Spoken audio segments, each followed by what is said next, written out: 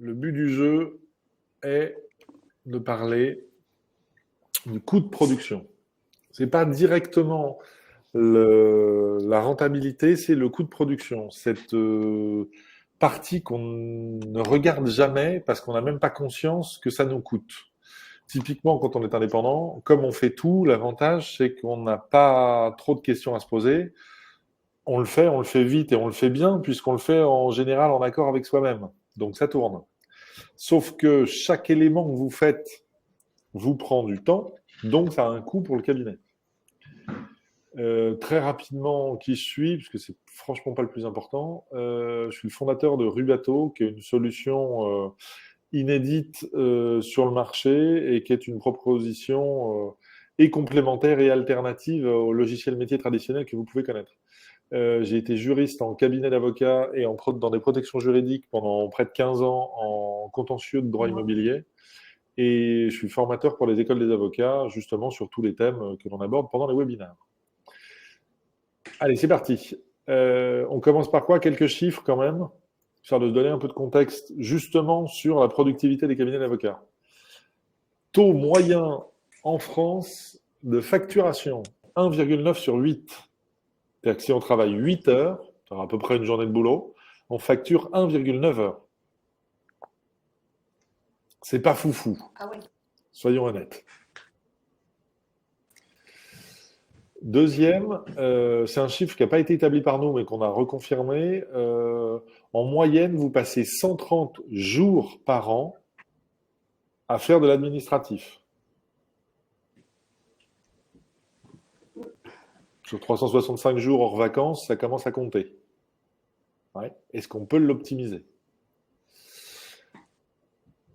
Ça, 3900, c'est un chiffre que l'on a établi. C'est le nombre de tâches moyennes par avocat par an.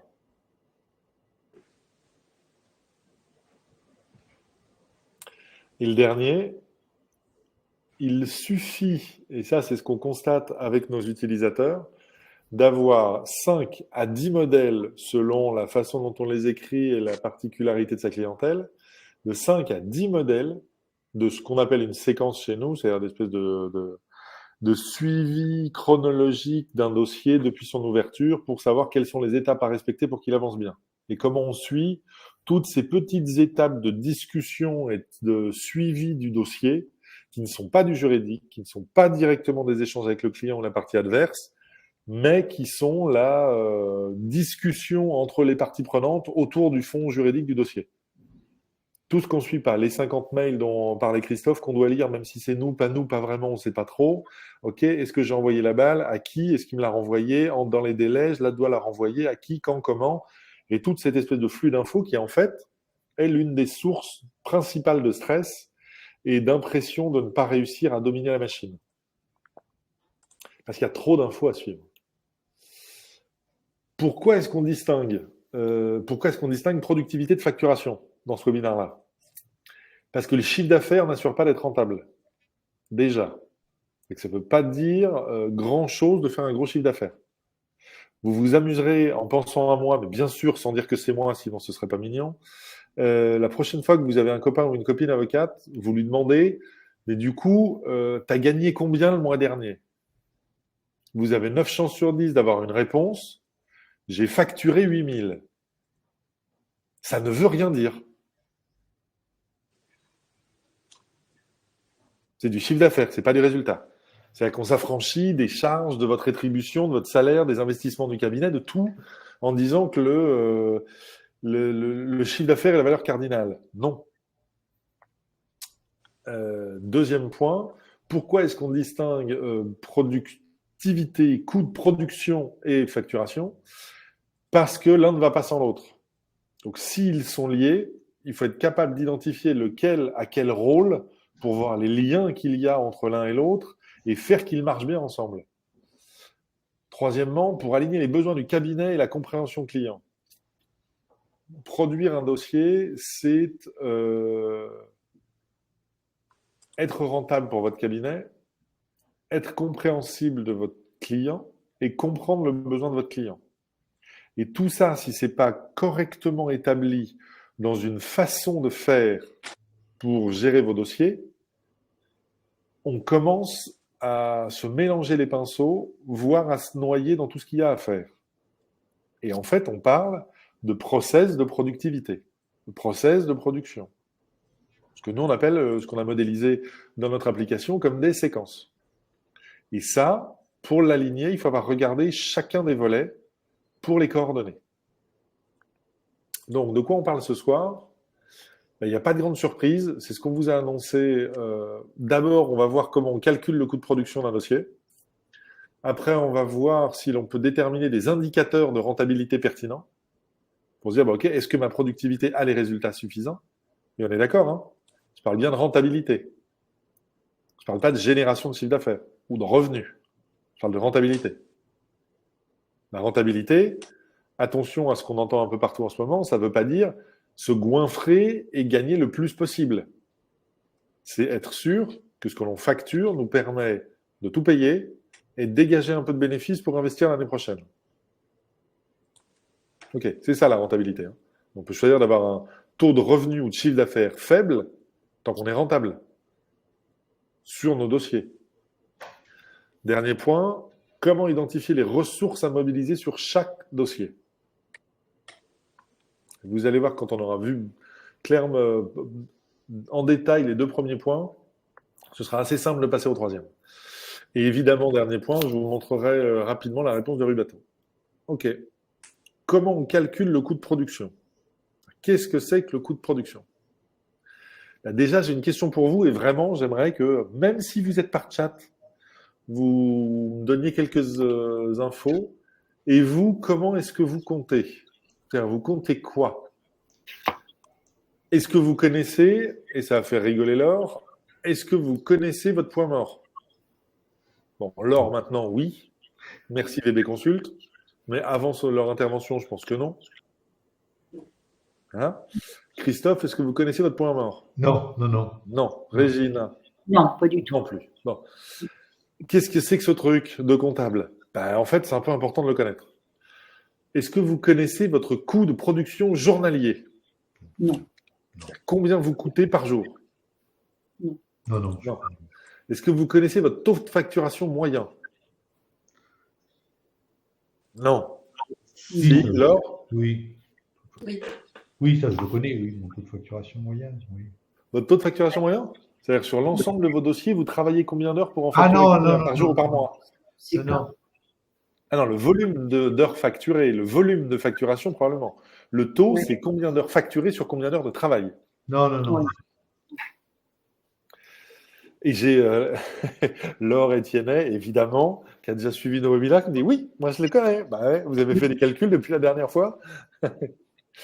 Ok, coût de production, déjà la base, c'est de tout compter.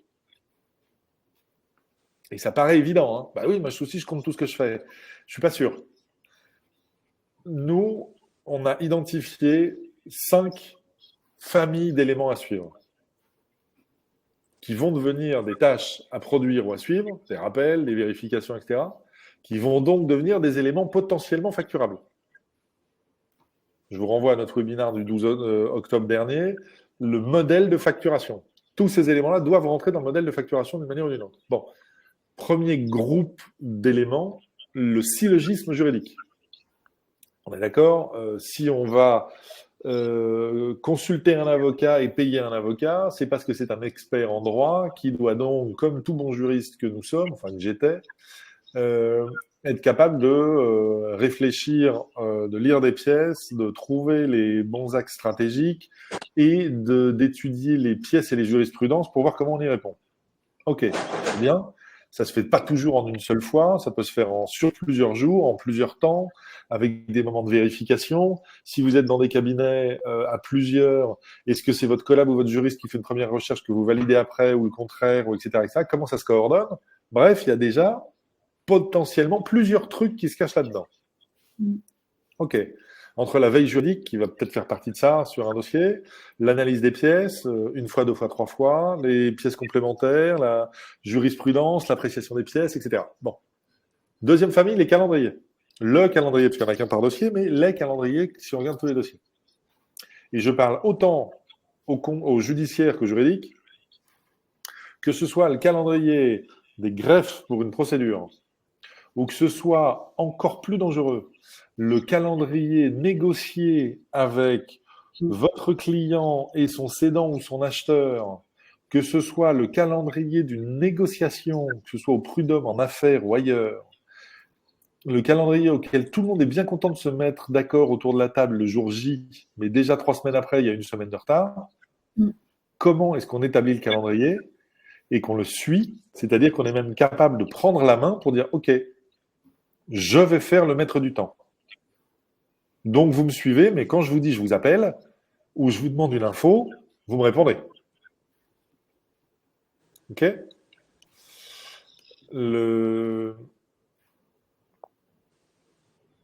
Après ça, on va avoir ce que nous on appelle la gestion de projet interne. Alors, les indépendants vont me dire bah, c'est facile, en interne dans mon cabinet, comme je suis tout seul avec moi-même, ça va vite. Bah, pas tant que ça, parce que vous avez plusieurs casquettes sur la tête. Entre le commercial, l'administratif, l'assistant, le juriste expert, le stratège, le commercial, le chef de projet, enfin, vous avez un paquet de trucs à faire. Donc, en interne, ça veut dire je fais quoi à quel moment. Soit c'est la même personne qui fait tout, mais qui va changer de casquette, soit vous êtes plusieurs et on se répartit le qui fait quoi. Mais analyser les pièces plus la jurisprudence, toute la partie syllogisme et la partie établissement et respect du calendrier, comment ça s'organise en interne. Qui fait quoi, à quel moment, à quel rythme, et après combien de temps par rapport à la dernière étape. Comment on rythme ça chez nous, pour que ce soit cohérent. Parce qu'il y a un dossier, mais un dossier, c'est un certain nombre de trucs à faire au milieu des centaines d'autres des autres dossiers. Donc comment on fait danser un peu tout ça? Quatrième point, bah, c'est un peu la même chose, mais gestion de projet externe. C'est-à-dire, une fois qu'on s'est organisé dans notre cabinet, on va faire ça, plus ça, très bien. Qu'est-ce que ça donne chez les autres? C'est-à-dire, si je fais ça, qu'est-ce que j'envoie à mon client? Quand et quand est-ce que j'attends un retour? Les autres parties prenantes, pareil. Mes confrères, consoeurs, comment est-ce que j'articule avec eux? Les greffes, s'il y en a, enfin, peu importe, toutes les parties prenantes. Comment est-ce que j'organise le bon déroulement du dossier, c'est-à-dire la gestion de projet, avec toutes ces parties prenantes? Et enfin, ce qu'en général, on n'aime que peu en tant que juriste, mais qui est indispensable quand on est avocat, c'est-à-dire chef d'entreprise, l'administratif et la facturation. Comment on va intercaler des tâches, des vérifications, des rappels et de l'administratif au milieu de tout le reste, qui est bien plus proche du juridique. Structurellement, on commence par penser en droit, bah, normal, c'est pour ça qu'on vient vous voir. Quelques années à cirer les bancs de la fac, ça vous forge un homme et une femme, très bien. Après ça, comment on le met en musique? Gestion de projet interne, gestion de projet externe. Et après ça, c'est bien mignon, mais il faut quand même que ça se traduise en administratif et en facture. Comment est-ce que je peux aligner toutes les tâches, toutes les vérifications, tous les rappels dans ces 5 familles et comment je les étale dans le temps pour mon dossier, pour mes dossiers. On est d'accord que s'il y a des questions ou des surprises là-dedans, à l'oral, vous n'hésitez pas à monter sur scène et à venir me poser une question. Sinon, dans l'application, vous avez directement en bas à droite, à côté du chat, un onglet questions où vous pouvez directement formaliser une question. Promis, je le surveille, on le surveille et on vous répond. Donc, une fois qu'on a dit tout ça, qu'est-ce que c'est que ce poids mort?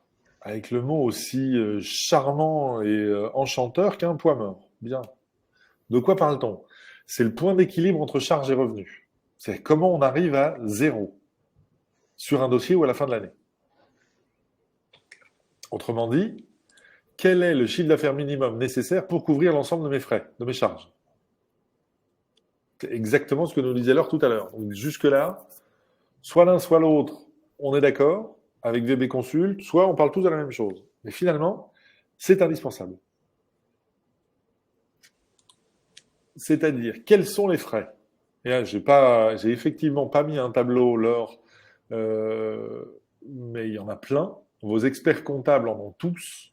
Quand ils font des business plans, ils ont des tableaux de charges que vous retrouvez soit dans vos bilans, soit même ils ont des tableaux à remplir à la main. Ça, il n'y a pas de problème là-dessus, vous pouvez leur demander. Les grandes catégories de frais et de charges, vous avez les revenus, rétributions, rétrocessions. Et donc là, oui, vous faites votre propre tableau Excel. Mais ça ne m'étonne pas. Mais Excel fois 3900 tâches, je ne crois pas que toutes vos tâches soient écrites dès l'ouverture de votre dossier. À mon avis, vous faites petit pousset, c'est-à-dire quand vous terminez une tâche, vous prévoyez la suivante. Et un pas pousse l'autre. Si je me trompe, n'hésitez pas. Donc on disait, quels sont les frais, l'ensemble des frais à couvrir? Les revenus, ok? Donc ça veut dire évidemment que votre salaire n'est pas ce qu'il reste à la fin du mois, mais c'est combien j'ai décidé de me payer cette année, et ça rentre dans votre plan de charge annuel, ok? Quel est le montant de votre loyer? Quel est l'ensemble des cotisations que vous devez payer? Et l'ensemble des abonnements que vous avez. Que ce soit des abonnements téléphone, internet, logiciel métier, je sais pas, logiciel de communication, parce que vous publiez des newsletters, des je sais pas quoi, et vous avez un abonnement, parce que vous êtes sur LinkedIn Premium, parce que vous avez un abonnement à un groupe de réseau d'affaires qui vous apporte des dossiers, parce que etc. Tous les abonnements sont des charges de différentes natures, que ce soit commercial, que ce soit de production, etc. Tous les abonnements que vous payez pour le bon fonctionnement de votre activité d'avocat, ce sont des charges que vous devez prendre en compte dans l'établissement de vos modèles de rentabilité. Donc, intégrez votre productivité pour qu'elle puisse couvrir l'ensemble de ces frais. Et après, vous avez tous les frais, que ce soit des déplacements, des cadeaux clients, des notes de frais, etc. Bon, là, on a grossièrement les grandes familles. On peut rajouter les emprunts bancaires si vous avez avec les amortissements qui sont liés, etc. Mais là, on va finir par se transformer en expert comptable, ce qui n'est pas le sujet du soir. Ils font ça très bien. Vous leur demandez de vous aider à calculer ça, ils le feront avec plaisir. Comment est-ce que ça se calcule? En fait, c'est hyper simple.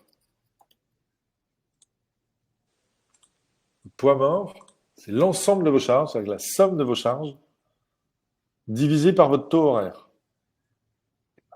Tout bêtement, ça vous dit combien d'heures vous devez facturer au minimum à l'année pour couvrir l'ensemble de vos charges. Tout ce qu'il y aura en plus, ça deviendra du bénéfice, donc des dividendes ou des résultats exceptionnels, ça dépend des modèles de société que vous avez. Ça, c'est le poids mort. C'est aussi simple que ça. Donc vous faites une jolie petite liste à l'après-vert de tout ce que vous payez pour votre cabinet, combien ça vous coûte par mois, donc combien par an, vos loyers, vos charges, tout. Et vous dites, mon taux horaire est de combien? Alors juste attention hors taxe TTC. Vous prenez tout en hors taxe, ou alors vous prenez tout en TTC, mais vous ne mélangez pas les deux, sinon ça va devenir incohérent. Toutes vos charges, plutôt hors taxe, parce que le reste, de toute façon, vous ne toucherez pas.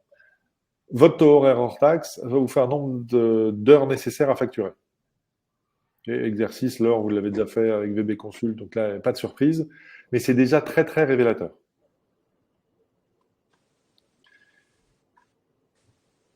Et on ajoute, s'il y en a, du passif. Si vous avez un exercice négatif l'an dernier, vous l'ajoutez dans vos charges pour dire que cette année, pour rattraper l'année dernière, ça vous alourdit les charges, donc ça vous augmente le nombre d'heures à facturer. Bien. On passe au coût de production journalier. Quel est le coût de travailler une journée? On reprend l'ensemble de vos charges à l'année. Vous voyez, on l'a calculé une seule fois, ça va nous donner plusieurs infos. Et on le divise par le nombre de jours effectifs où vous travaillez. Évidemment, vous ne travaillez que 5 jours semaine, pas plus, voire 4 pour les plus... Hein, bien sûr, comme tout le monde. Vous n'oubliez pas que certes, il y a 365 jours par an, mais que là-dedans, ça fait 52 semaines, donc il y a 52 week-ends. Donc sur le nombre de jours, on enlève déjà 52 fois 2, parce que normalement, vous n'êtes pas censé bosser le week-end. Ou vous enlevez 1,5 si vous bossez le samedi matin. Bon. Et vous n'oubliez pas que vous prenez quelques semaines de vacances par an. Ouais, quand même. Alors, c'est peut-être pas 5, c'est peut-être 8. Très bien, tant mieux. Mais il y en a quand même quelques-unes. Au moins une à Noël et 15 jours l'été, ça fait déjà 3 semaines. Les 3 semaines, ça va vous changer la donne. OK. Une fois qu'on a calculé ça en jours, et attention sur vos vacances, hein, vous ne pouvez pas compter 52 week-ends plus, si on prend l'exemple de 5 semaines, 5 fois 7 jours. Sinon, vous avez compté 2 fois vos week-ends. Donc, on parle de semaines de travail de 5 jours plus 52 week-ends. OK. Donc, ça nous donne quoi? Ça nous donne notre nombre de charges fois le nombre de jours effectifs, c'est ce qu'on a dit. Ça veut donc dire le jour de charge fois 365 moins 2 fois 52. Ah, c'est vos week-ends. Super, je viens de vous offrir vos samedis matins. Dites merci. Et après ça, moins 5 fois 5 jours, c'est-à-dire vos 5 semaines de congé. Youpi, la vie est belle. Et pareil, on n'oublie pas que nos charges sont seulement en hors taxe, et ça vous donnera votre coût de production journalier hors taxe. J'ai fait exprès de remettre le passif, parce que c'est facile de l'oublier quand on a eu une mauvaise année, mais finalement, elle va vous reposer sur la tête cette année, donc il faut la prendre en compte. Quitte à se dire qu'on va mettre 2 ou 3 ans à l'éponger, ça, c'est pas dramatique. L'idée, par contre, c'est d'être sûr que ce ne soit pas oublié. Sinon, ça fera de mauvaises surprises à la fin de l'année. Ah, j'ai Christophe qui est avec sa calculette. J'entends la calculette. Exactement. Eh ben voilà. Donc, si je fais 2 plus 5 et que je retiens 4, du coup, ça me fait 27. D'accord. Voilà. Et n'empêche que c'est hyper révélateur. Encore faut-il avoir, de manière exhaustive, fait le tour de toutes ces charges. Souvent, on est un peu simpliste et on oublie le téléphone portable qui n'est pas un téléphone portable pro mais perso, du coup, on ne va pas le compter. Bah si, parce que tous vos appels passent par là. Donc, si c'est le même numéro de téléphone, je crois qu'à partir du moment où 40% de vos appels sont de nature professionnelle, l'intégralité de votre forfait peut passer dessus. Votre expert comptable vous le confirmera. Si vous avez une ligne fixe en plus, elle passe avec. Votre box, elle passe avec. Le machin, ça passe avec. Et ça, on les compte pas. Finalement, un coût de 20 balles par mois, c'est pas énorme, mais ça va rentrer quand même dans le calcul. À la fin de l'année, si on ajoute 3-4 lignes comme ça devient significatif. Du coup, une fois qu'on a les idées de base, c'est-à-dire qu'on sait combien je coûte par jour, combien je dois facturer par an. Donc par jour, ça va même. On peut le basculer sur le nombre de jours de production qu'on a calculé. Hein. Du coup, les bons indicateurs, on va arrêter de parler de chiffres. Et là, je vais reprendre ce que disait Laure tout à l'heure et ce à quoi je suis vent debout totalement opposé. La notion de poids mort comme objectif. C'est-à-dire de se contenter d'une logique de suffisance. Pas de suffisance, je vous prends de haut, mon Dieu, qu'est-ce qu'il est suffisant, on s'en fout, c'est pas le sujet. C'est suffisant pour couvrir mes traces. Comment est-ce qu'on passe à une logique de rentabilité par dossier?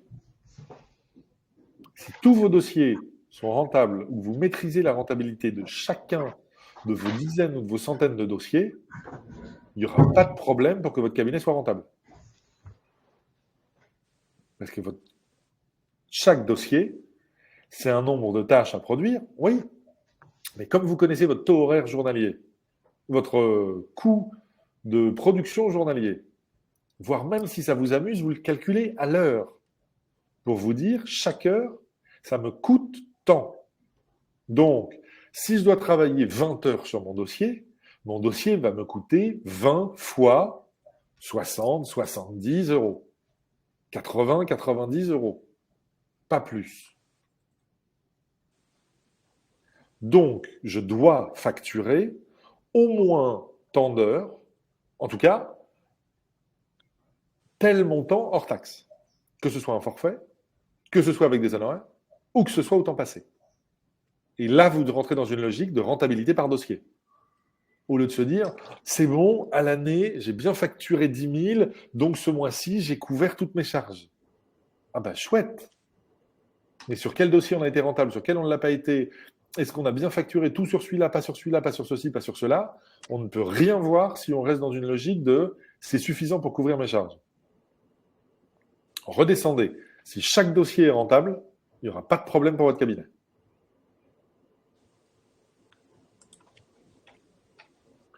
Du coup, on a 3 indicateurs fondamentaux. Et vous voyez, je vous ai fait plein de petites animations pour qu'on progresse, tout ça, dans les notions, etc. Celui-là, je l'ai mis tout seul d'abord. Oui, je sais que c'est inexact, ce que je vais vous dire. C'est-à-dire, comptablement parlant, il y a plein de variables supplémentaires à intégrer. Youpi, parfait. Vous irez demander à votre comptable si vous voulez des chiffres à la virgule près. N'empêche que c'est parfaitement exact sur les tendances. Si vous suivez ces indicateurs-là, vous n'aurez pas le chiffre d'affaires ou le revenu exact par an ou par dossier, mais vous aurez des indicateurs qui vous permettront de ne plus être aveugle. Donc d'orienter. C'est statistiquement acceptable. Bon. Chiffre d'affaires moyen par dossier. Taux de facturation journalier. Chiffre d'affaires moyen par dossier, par segment. Promis, je vous explique. Hein. Comme ça paraît un peu sécos. Promis, je vous explique. Chiffre d'affaires moyen par dossier. Vous avez combien de chiffre d'affaires annuel? Sur combien de dossiers? Et bien ça y est, vous avez un chiffre d'affaires moyen par dossier. Vous voyez que ce n'est pas la mer à boire. Et déjà, vous savez que si vous avez X milliers d'euros ou centaines d'euros par dossier, vous pouvez raisonnablement vous dire que l'année prochaine, tout ne va pas changer. Donc, que si vous ouvrez X dossiers dans l'année, ça fera un chiffre d'affaires d'à peu près X. OK? Donc, ça vous permet de basculer du « est-ce que ce que j'encaisse couvre mes charges ?» à « chaque dossier va me rapporter tant ». En moyenne, hein, certains plus, certains moins, et là, on va rentrer dans le détail après pour le piloter mieux. OK. N'empêche que on peut au moins se projeter. Combien de dossiers je dois ouvrir? Si j'ouvre tant de dossiers, ça va donner combien? Les deux sens fonctionnent. Le taux de facturation journalier. On reste sur notre chiffre d'affaires annuel. Fois votre nombre effectif annuel de production. Vous êtes combien de jours par an au cabinet? Quel est votre chiffre d'affaires? Eh bien, en divisant l'un par l'autre, vous savez combien chaque jour vous rapporte en chiffre d'affaires. Si vous le mettez en regard de ce qu'on a vu tout à l'heure, du coût de production journalier, déjà vous voyez si ça s'équilibre.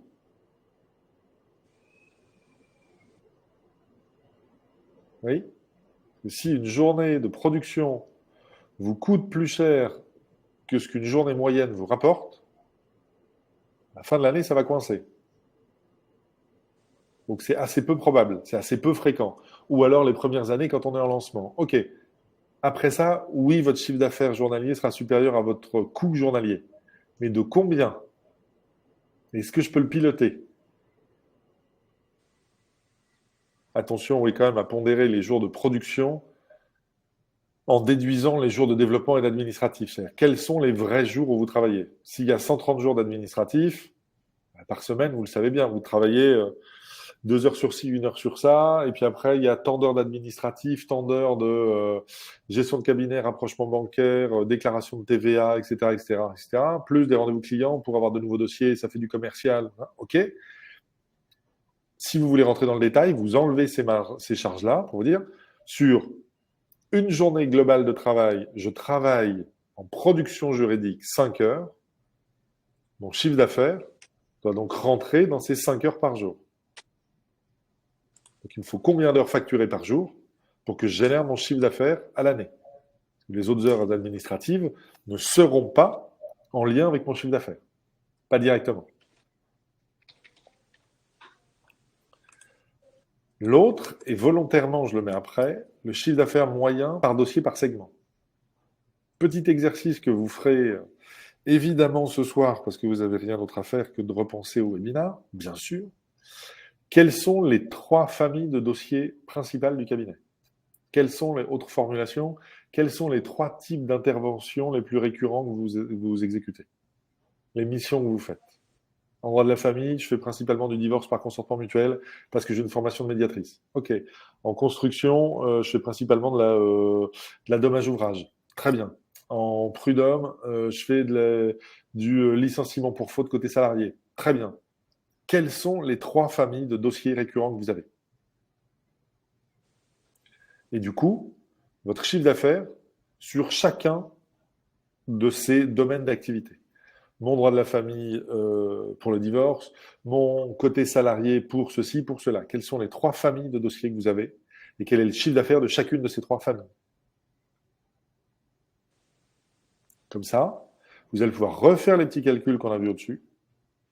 Votre chiffre d'affaires et votre taux de rendement par nature de dossier, par famille de dossiers. Parce que si un dossier, c'est tant de dossiers différents par an, pour ne vous ramener que ce chiffre d'affaires-là, parce que le chiffre d'affaires par segment, ces dossiers-là m'ont ramené tant. Ah oui.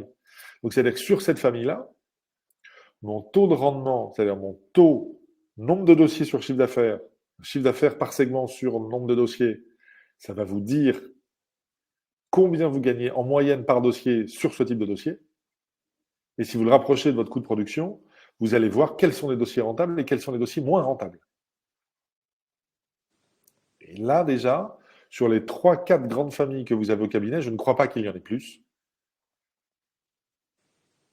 Avec une partie à l'AJ, quid de l'AJ dans le calcul?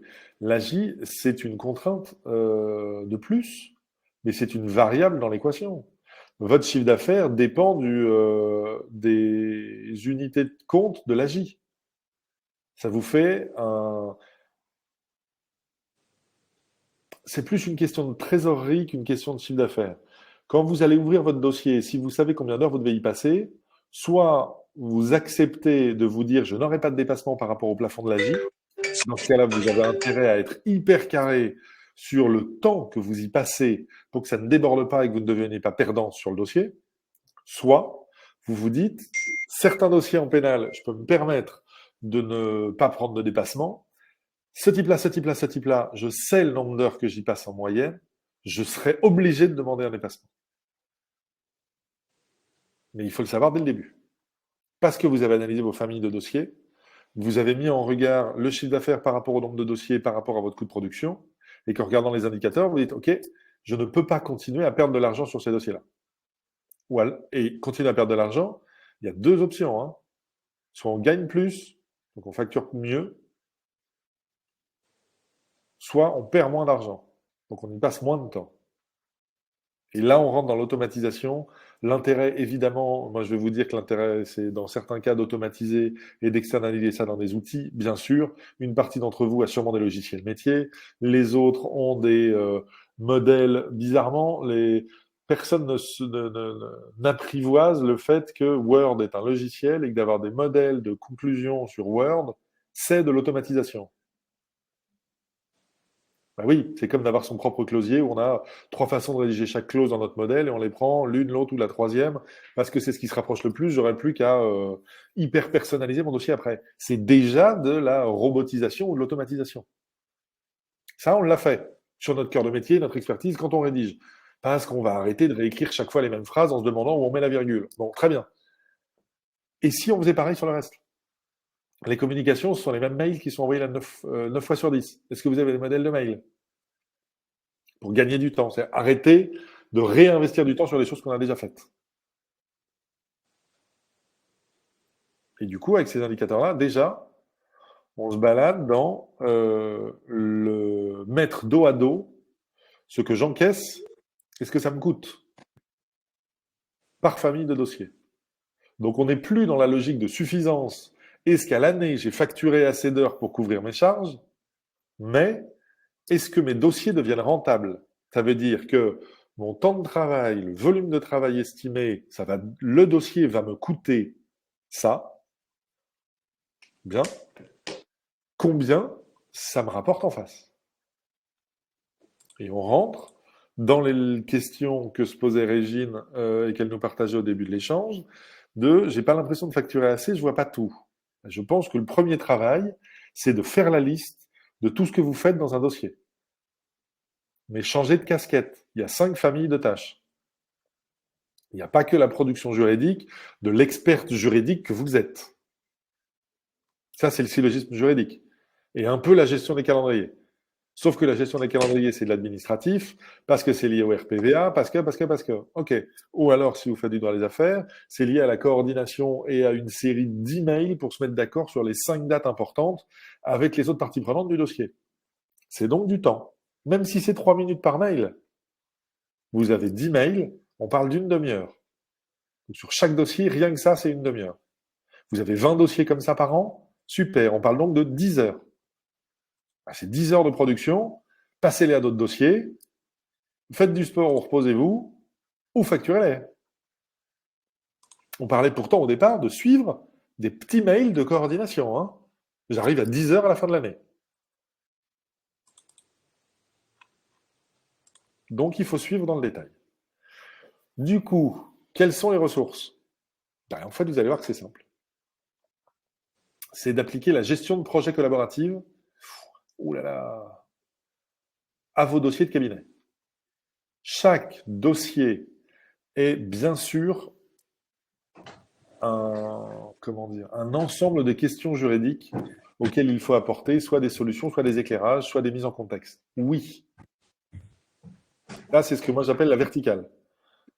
Ok, verticale métier, chaque dossier a sa propre verticale métier. Super. N'empêche que de manière horizontale, longitudinale, nous on dit chronologique, vous avez un paquet de trucs à faire qui ne sont pas que du droit. Et pour que les dossiers avancent bien, il faut que les deux soient coordonnés. Vos verticales métiers avec le suivi longitudinal de chacun d'entre eux. Nous, on appelle ça des séquences. Une séquence, ça modélise la vie d'un dossier, c'est-à-dire quel est le fil chronologique d'étapes que je dois respecter pour que mon dossier avance bien et que je ne prenne pas de retard. Donc, qu'il soit livré à l'heure ou que je sois capable de maîtriser les écarts dans le temps parce que on a eu une surprise, il y a eu un décalage, très bien, mais sauf que le décalage de la réponse de votre client parce qu'il est en vacances ou que lui a une urgence professionnelle, 99 fois sur 100, ça ne changera pas votre date de plaidoirie. Donc, c'est vous qui allez vous retrouver à comprimer vos délais pour respecter le délai qui vous a été imposé de l'autre côté. Est-ce que vous êtes capable de mesurer l'impact? Est-ce que du coup, ça devient un changement de mode de facturation avec vos clients? Vous me mettez en retard, jusqu'à la prochaine phase, ce sera en mode heure sup. Commandant du travail, c'est plus 25%.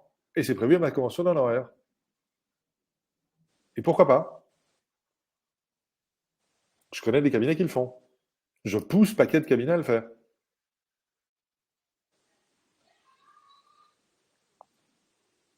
Du coup, c'est une séquence, c'est quel est le principe de suivi que l'on va se forcer à suivre. Après ça, quelle est l'équipe qui s'en charge? Quand on est indépendant, c'est assez facile. L'équation, voilà, il n'y a pas trop de sujets, mais ça vient assez vite, même dès qu'on a une assistante. Je le fais avec elle ou pas? Est-ce que je la fais rentrer dans la danse pour le suivi de la communication client et je la charge de ces tâches-là? Ou est-ce que je garde la main, en fait, ce dossier-là, je vais le faire toute seule? C'est une vraie question. Vous avez un collab, vous avez un stagiaire, vous avez un juriste, même à temps partiel, vous avez des ressources externalisées, vous avez un confrère ou une consoeur que vous savez être bon dans cette particularité du dossier parce que c'est de la TVA extra-communautaire et que franchement, c'est pas votre bonheur. Bon. Est-ce que je lui sous-traite une partie des tâches juste pour être sûr que ce soit bien géré et que moi, je mette mon énergie ailleurs, plutôt que d'essayer de m'inventer une expertise que j'aurais du mal à atteindre. Donc, est-ce que mon équipe est seulement interne au cabinet, ou est-ce qu'il y a une partie externalisée, parce qu'on a l'habitude de sous-traiter des dossiers, des sous-dossiers ou des questions entre confrères? Ça peut être tout à fait stratégique de se dire qu'on a une espèce de partenariat avec un tel ou une telle dans le barreau, ou parce que c'est un copain de fac, même s'il est à l'autre bout de la France, quand on a un vrai sujet, de lui déléguer quelques heures de recherche et de rédaction plutôt que d'y passer, vous, une semaine, ça peut être bien plus rentable. Alors, j'ai 2 questions qui tombent. Quid du type de clientèle et de la concurrence qui impose des forfaits? Alors c'est exactement la réponse à ça, Yves. Ça veut dire que la clientèle, il y a 2 trucs. Il y a deux éléments dans l'équation. La clientèle, la concurrence. Et les deux se répondent. il y a des éléments statistiques qui ont été sortis des clients des avocats qui disent que le problème n'est pas tant le budget que l'imprévisibilité du budget. Et que les clients sont pas toujours satisfaits de leur avocat, sauf que quand on leur demande pourquoi, ils parlent de communication, de suivi de dossier et d'information, et de cohérence à la fin par rapport au début.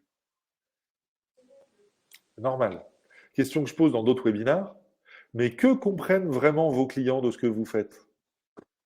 Ils comprennent rien au droit. Normal, on a passé quelques années à la fac à dominer la matière. Bon. Ils comprennent rien à vos conventions d'honoraires. Parce que c'est du droit. Ils n'ont pas envie de les lire. C'est comme les conditions générales de Cdiscount ou de la FNAC. Hein. Ils regardent le prix en bas de la page. Le reste, quand vous leur direz c'est marqué à l'article 3B, ils vous diront ah bon? Ah bah si j'avais su, j'aurais pas signé. T'avais qu'à lire, mais c'est trop tard. Ben oui, c'est le jeu. Hein. Donc, les conventions. Moi, j'ai, en titre de chef d'entreprise, un de vos confrères m'a envoyé une convention d'honoraires de 17 pages. Je suis capable de la lire. Hein. Je ne l'ai pas lu, je ne travaillerai pas avec lui à cause de ça. S'il n'est pas clair là, il ne peut pas être clair ailleurs. Voilà les logiques de vos clients. Pas de raison qu'ils soient très différents de moi. Je suis peut-être un peu plus bourrin qu'eux parce que je connais la partie, mais ils ne sont pas très loin. Comme ils sont plus profanes que moi, ils ne seront pas plus légers. Hein. Bon. Donc, qu'est-ce qu'ils comprennent? Tout ce qui n'est pas juridique. Vous annoncez des dates, vous annoncez des budgets, vous annoncez une façon de faire. Ça, ils comprennent. Parce qu'eux aussi, ils l'ont dans leur boulot, eux aussi, ils l'ont avec leur famille. Donc, votre crédibilité et la bonne exécution de votre dossier reposent sur tout ce qui n'est pas votre expertise. Bien plus que sur votre expertise. Parce qu'ils ne la comprennent pas.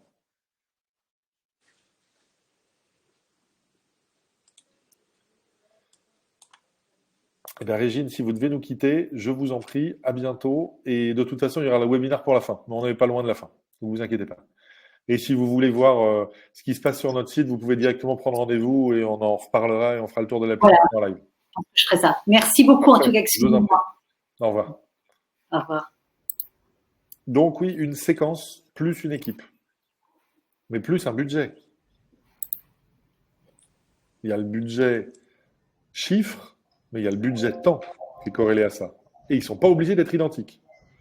Pas identiques, je m'entends. Toute heure de production n'est pas forcément facturée.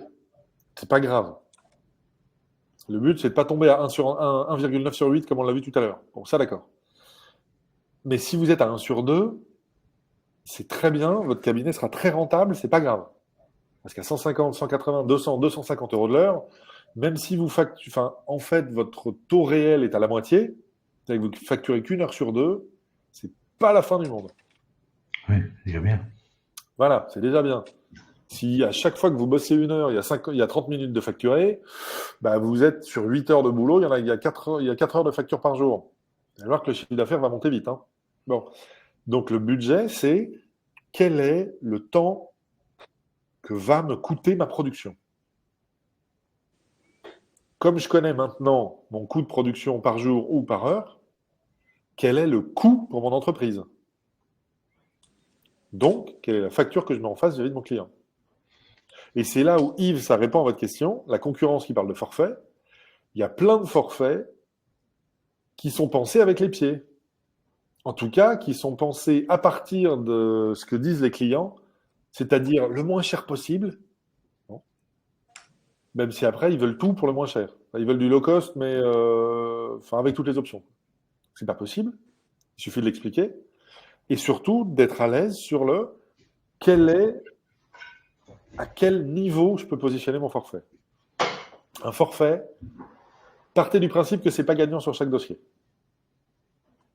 La logique moyenne de calcul d'un forfait, sur 5 forfaits, il faut qu'il y en ait 3 qui soient gagnants et 2 qui soient pas trop perdants ou qui vous aient ramené 0.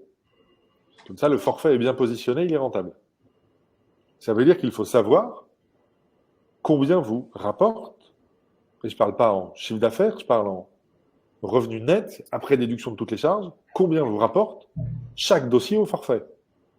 Pour qu'il soit rentable, il faut que ce forfait soit bien positionné par rapport au volume d'heures de travail que vous allez devoir produire sur le dossier. Et vous allez être surpris si vous faites le calcul. Vous pouvez souvent vous permettre d'avoir des forfaits moins élevés que la concurrence, si vous calculez bien. Et du coup, la concurrence que jouent certains clients, sachant que vous avez des clients qui ont des profils qu'on appelle chasseurs de prix. Ils vont chercher le moins cher. Et après, ils iront gratter le plus de prestations possible. OK. Si vous les identifiez, plus votre forfait est carré, c'est-à-dire je sais ce qu'il y a dedans, je sais le temps que ça me prend, plus vous êtes capable de poser le forfait, mais les portes de sortie, c'est-à-dire où sont les éléments qui font que je vais sortir du forfait, je vais facturer à l'heure en plus. Ou alors, il y aura un forfait accessoire qui sera un espèce de tiroir optionnel que j'activerai dans ce cas-là parce que. Donc, pensez le truc à l'envers. C'est pas le client qui détermine le prix, c'est pas la concurrence qui détermine le prix. Sinon, ça s'appelle du dumping social et on est sur des plateformes de comparatifs. Si vous voulez le penser de manière efficace, quel est votre temps de travail sur le dossier? Donc, quel est l'ensemble de toutes les tâches que vous devez produire, même les plus insignifiantes? Notez-les. On a vu tout à l'heure qu'à coût de 3 minutes, c'est 10 heures par an. Facturez-les autrement, vous faites autre chose. OK? Donc, on calcule par dossier tout ce que je fais. Ça va me prendre combien de temps? Quel est mon taux horaire? Donc, combien ça coûte à mon entreprise? Donc, je peux le facturer combien? Et vous voyez comment vous vous positionnez par rapport aux autres. Alors attention, les autres, il y a le prix de façade et il y a le prix réel. Si les mecs accrochent des clients au forfait pour à chaque fois leur facturer le double, c'est pas de la concurrence. C'est de la trappe-nigo. Si vous êtes carré sur votre forfait et que vous êtes plus cohérent entre l'annonce et la sortie, vos clients seront plus contents de vous que des autres, donc vous recommanderont potentiellement plus. OK? J'espère que j'ai répondu à votre question, Yves, mais c'est un sujet où on tourne souvent tant que les chiffres ne sont pas posés, parce que c'est l'énorme truc de comment je me positionne sur le marché. La clientèle, les autres, du coup, par rapport à la concurrence, du coup, ça devient comment? Tout le monde parle du forfait. Il y a presque une nouvelle mode maintenant, c'est l'abonnement. C'est génial, l'abonnement. Ouais, sauf que l'abonnement, il est à combien? Il est au même prix pour tout le monde? Selon votre type de clientèle, vous faites payer pareil à un petit artisan qu'un patron de PME? Un particulier qu'un professionnel? Celui qui a un dossier tous les 10 ans, vous le mettez à l'abonnement quand même? Donc, il y a des espèces de fantasmes marketing autour de ça.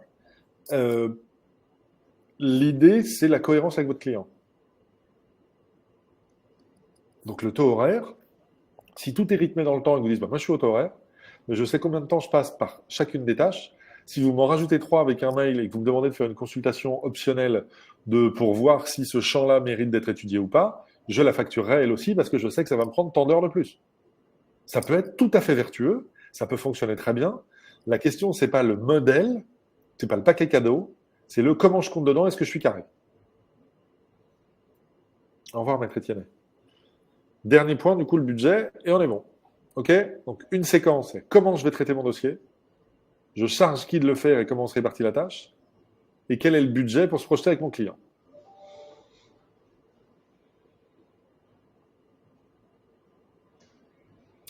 Les jeunes confrères cassent les prix. Oui. J'aimerais bien savoir s'ils cassent les prix vraiment. Et si quelle est la clientèle qu'il y a en face? On a des chasseurs de prix qui vont aller chercher le moins cher, qui vont arriver avec de jeunes confrères. Les jeunes confrères ont d'autres difficultés qu'il faut qu'ils reviennent rapidement à leur modèle et que c'est un sujet. On s'appelle et on en parle, Yves. C'est ce que là, ça va être trop long pour l'aborder là, mais il y a un sujet vis-à-vis de la concurrence ultra agressive sur les prix. Attention, pareil, au prix qu'on annonce et au prix réel. Regardez le nombre de fois où vous avez cru acheter une voiture à 2000 balles alors que finalement, elle vous en a coûté 20 000. Marrant, hein? Pourtant, il y a toujours des annonces formidables. Mais parce qu'ils disent pas tout, ils comptent pas tout. Et ils comptent le cas le plus optionnel où il n'y a pas toutes les options, donc on compte pas. C'est pareil. ça devient après presque de la enfin, de la présentation commerciale. Comment je présente mes prix par rapport à ce que je fais, c'est un autre sujet. Dernier point que je voulais voir avec vous, la réponse de Rubato, mais on en reparlera sûrement avec les uns et les autres. Promis, je fais vite. Le sujet de base, c'est ça. C'est est-ce que une séquence peut modéliser une chaîne de tâches, ok. Et comme tous les dossiers vont passer par le même endroit, est-ce que je peux modéliser mes dossiers par type de secteur, donc tout suivre d'un coup? Eh ben, on s'est rendu compte que si on reprend notre idée de gestion de projet, 80% est standardisable, il y a juste 20% de personnalisation à suivre. Et ces 20% de personnalisation à suivre, c'est ce qui vous permet d'être hyper cohérent dans la promesse que vous faites à votre client quand vous signez le contrat. Ça vous permet d'économiser du temps, de collaborer mieux en interne et en externe, de redéfinir votre relation client, d'augmenter le nombre de recommandations. Ça, c'est assez impressionnant de voir comme la cohérence entre le début et la fin du dossier augmente le nombre de recommandations. Et où il suffit de leur poser la question pour qu'ils vous donnent le nom de quelqu'un. Et en plus, si vous avez des stagiaires, des collabs ou des juristes, ça vous aide à fidéliser et à gérer. Voilà comment on travaille chez nous. Il y a une séquence à droite, c'est-à-dire un enchaînement d'étapes à suivre qui sont toutes liées à une date. Parce que si on veut que ça avance, après mon envoi de la note au parti numéro 2, 14 jours après, je veux l'envoyer au client, je veux l'envoyer, etc., etc. Je veux le faire, je veux le suivre. Donc on va suivre tous les dossiers et leur avancement de la même manière. On va donc standardiser. Et ça va nous générer chaque jour votre fameuse to-do list dont parlaient Régine et Christophe tout à l'heure, en disant, moi, le truc, c'est je sens qu'on a plein de tâches à produire de toute nature, mais j'arrive pas trop à sentir ce que je dois faire aujourd'hui, demain et la semaine prochaine. Et si tous vos dossiers sont organisés comme une chaîne d'étapes à suivre, et qu'elles sont toutes liées à du temps, à une date, parce que après cette date-là, enfin, après cette étape-là, 3 jours après, je veux que ce soit celle-ci, la machine va calculer toutes les dates, et donc aujourd'hui, 9 novembre, elle va vous sortir votre liste de tâches à faire, votre liste de rendez-vous et les dossiers qui sont liés. Et donc vous allez arrêter d'investir du temps juste à suivre où en sont chacun de vos 100 dossiers. Du coup, ça devient un agenda intelligent où enfin on distingue ce qui est une tâche de ce qui est un rendez-vous pour avoir des agendas un peu plus éclairés et clairsemés où on n'a que nos rendez-vous qui apparaissent, pas le reste. Donc on voit les plages disponibles que l'on peut allouer à nos clients ou à des recherches. Et on va pouvoir se créer des modèles personnalisés. C'est ce que je disais. Les chaînes de tâches, c'est bien. Il y a celles qui existent par défaut. Il y a celles que je vais créer pour remodeler ma façon de faire, qui n'est pas tout à fait la même que chez Laure, qui n'est pas tout à fait la même que chez Christophe ou que chez Régine. Pourtant, on pourrait y croire. Juridiquement, on va produire la même chose. Mais la façon d'y arriver, la façon de bosser avec nos clients, notre façon de nous organiser, de nous relire, ça ne sera pas pareil. Donc, on va créer ses propres modèles pour que nos dossiers soient suivis à notre façon. Et du coup, ça nous permet d'avoir une vue de l'ensemble de nos dossiers et de leur état d'avancement. Ce qui vous permet, pareil, d'arrêter d'être aveugle. Quelle belle conclusion. Gagner du temps sur chaque dossier, c'est maintenant possible. Et on revient à ce que je disais tout à l'heure. On est, pendant toute notre démonstration, sorti de la logique de suffisance qui était est-ce que je facture suffisamment pour payer mes charges, pour passer à, sur chaque dossier, si je m'organise bien, je vais gagner du temps, c'est-à-dire arrêter d'en perdre. Bizarrement, si ça c'est relié à mes indicateurs de performance économique, chaque dossier peut devenir rentable. Du coup, sur votre nombre de dossiers, ça peut très vite devenir vertueux et vous n'avez pas besoin de facturer 25% de marge sur chaque dossier pour que votre cabinet soit rentable. Et là, quelques éléments, alors vraiment de ce qu'on constate nous chez nos utilisateurs, on est en moyenne à 3 heures économisées par semaine et par avocat. Parce qu'en s'organisant, on arrête de perdre du temps. Ça chiffre, on disait tout à l'heure, 10 heures sur une petite vérification de mail. Ouais. Là, sur l'ensemble des dossiers et l'ensemble des tâches que vous avez à produire, c'est 3 heures par semaine. Et corrélativement, ça génère une baisse de stress monumentale. Parce qu'on n'a plus la question du est-ce que j'ai oublié quelque chose? est-ce que j'ai bien en tête tout ce que je dois retenir? Parce qu'il n'y en a pas une qui est passée à la trappe. Et donc, il vous suffit de prendre rendez-vous avec nous. Vous avez le lien direct vers mon agenda qu'on va vous mettre dans le chat. Je fais une petite manip. Hop, vous allez l'avoir dans le chat directement. Et il vous suffit de cliquer sur le bouton. Ça vous ouvre mon agenda en ligne et on se donne une trentaine de minutes pour regarder comment fonctionne l'application et comment elle s'appliquera chez vous. OK? Et je vous le disais, il y a le site rubato.fr. Il y a sur LinkedIn la page Rubato et sur YouTube Rubato Avocat où vous retrouvez les différents webinaires.